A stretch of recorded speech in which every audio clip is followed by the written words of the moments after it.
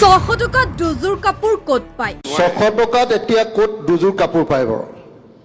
অসমৰ ভাৰতবৰ্ষৰ বজাৰত পায়। আপুনিও তেনেকুৱা কাপোৰ পিন্ধে নে নিপিন্ধে? আপুনি তেনেকুৱা কাপোৰ পিন্ধে নে নিপিন্ধে? পিন্ধো আপুনি পিন্ধে? পিন্ধো এজন বিধায়কে পিন্ধা গেঞ্জিৰ দামো তাতকৈ বেছি। ছাত্ৰ ছাত্ৰীৰ ইউনিফৰ্মৰ সন্দৰ্ভত শিক্ষামন্ত্ৰীক প্ৰশ্ন বিধায়ক অখিল গগৈৰ। বিধানসভা অধিৱেশন চলি থকাৰ মাজতে শিক্ষামন্ত্ৰী ৰণোজ পেগুক উভতি ধৰিলে বিধায়ক অখিল গগৈয়ে।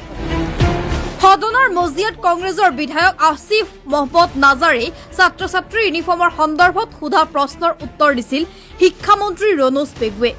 তাৰ মাজতেই মাত মাতি গগৈয়ে এনেদৰে উভতি ধৰিলে শিক্ষামন্ত্ৰীগৰাকীক। 600 টকাত এতিয়া ক'ত দুজোৰ কাপোৰ পায় বাৰু?